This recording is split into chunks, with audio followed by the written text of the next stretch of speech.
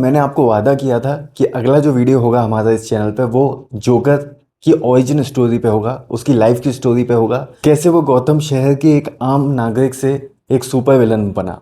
इससे पहले मैंने जो वीडियो बनाया था वो बनाया था बैटमैन द किलिंग जोक पर। उसमें मैंने Batman the killing joke movie की पूरी स्टोरी जो है वो आपको बताई थी।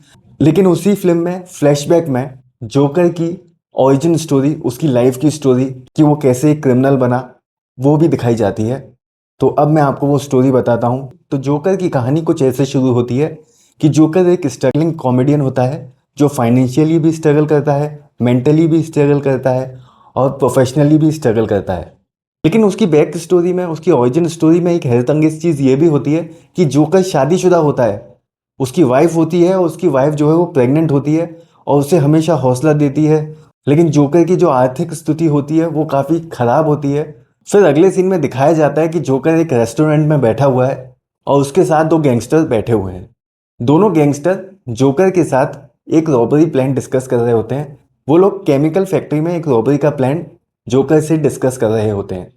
ये दोनों गैंगस्टर जोकर के साथ ये प्लान इसलिए डिस्कस करते हैं क्योंकि जोकर इस केमिकल फैक्ट्री में पहले काम कर चुका था और इसलिए वो जोकर को अपने इस रॉबरी के प्लान में शामिल करना चाहते हैं और बदले में उसे अच्छी खासी रकम देने का वादा भी करते हैं।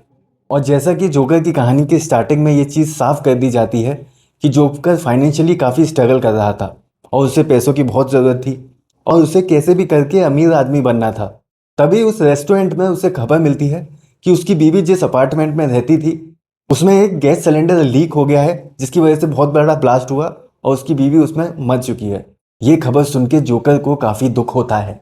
फिर उसे ख्याल आता है कि अब इन लोगों के प्लान में, यानी कि रॉबरी के प्लान में शामिल होने का क्या फ़ायदा। तो दोनों गैंगस्टर ये चीज़ समझ जाते हैं कि अब जोकर शायद उनके प्लान में उनका साथ ना दे। इसलिए वो जोकर को धमकाते हैं कि अब उसे किसी भी तरह उनके प्लान में शामिल होना ही होगा और वो उनसे मना नहीं कर सकता। ना चाहकर भी जोकर को उन लोगों का साथ देना पड़ता है। फिर वो दोनों गैंगस्टर और जोकर जाते हैं केमिकल फैक्ट्री में रॉबरी करने। केमिकल फैक्ट्री में एंट्री करने से पहले वो दोनों गैंगस्टर जोकर को एक रेड मास्क पहना देते हैं। दरअसल वो जो रेड मास्क होता है वो एक गैंगस्टर का होता है जिसका नाम होता है रेडवुड। लेकिन बाद में ये पता चलता है कि वो रेड मास्क उन दोनों गैंगस्टर ने जोकर को इसलिए पहनाया ताकि सबको यही लगे कि ये रॉबरी भी रेडवुड ने की थी। तो फिर वो लोग एंटर करते हैं केमिकल फैक्ट्री में रॉबरी करने। और जैसे ही वो लोग केमिकल फैक्ट्री में एंट्री करते हैं उन्हें पता चलता है कि वहाँ पे गार्ड्स भी हैं। और जैसे ही गार्ड्स उन तीनों को, यानी कि दो गैंगस्टर और जोकर को वहाँ पे देखते हैं तो उन तीनों को घेर लेते हैं। जब वो दो गैंगस्टर जब वो दो गैंगस्टर फैक्ट्री में गार्ड्स को देखते हैं तो वो दोनों जोकर पे बहुत गुस्सा होते हैं क्योंकि जोकर ने उनसे बोला था कि जिस समय वो लोग रॉबरी करने जाएंगे उस समय फैक्ट्री में कोई गार्ड्स नहीं रहते। इन तीनों की बहस चल ही रही होती है कि इतने में गार्ड्स दोनों गैंगस्टर को गोली मार देते हैं और वो दोनों मर जाते हैं। जब जोकर के साथ आए वो दोनों गैंगस्टर मर जाते हैं तो जोकर एक पर्टिकुलर डायरेक्शन में गार्ड से बचने के लिए भागने लगता है और उसी डायरेक्शन में अचानक से बैटमैन आ जाता है। अब जोकर जो है वो एक मास्क पहना होता है, रेड मास्क पहना होता है। इसी वजह से उसको जो बैटमैन है वो भूत जैसा दिखता है, डेविल जैसा दिखता है।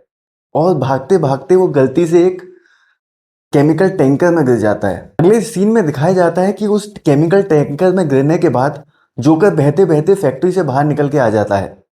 और फिर हमें देखने को मिलता है कि जोकर का चेहरा, जोकर के बाल, जोकर का फेस काफ़ी चेंज नज़र आता है। और इससे ये साफ हो जाता है कि अब उसकी पर्सनैलिटी चेंज हो चुकी है और केमिकल टैंकर में गिरने के बाद उसकी मेंटल स्टेट में कुछ फ़र्क आया है। और इस तरह बन जाता है एक struggling comedian super villain joker.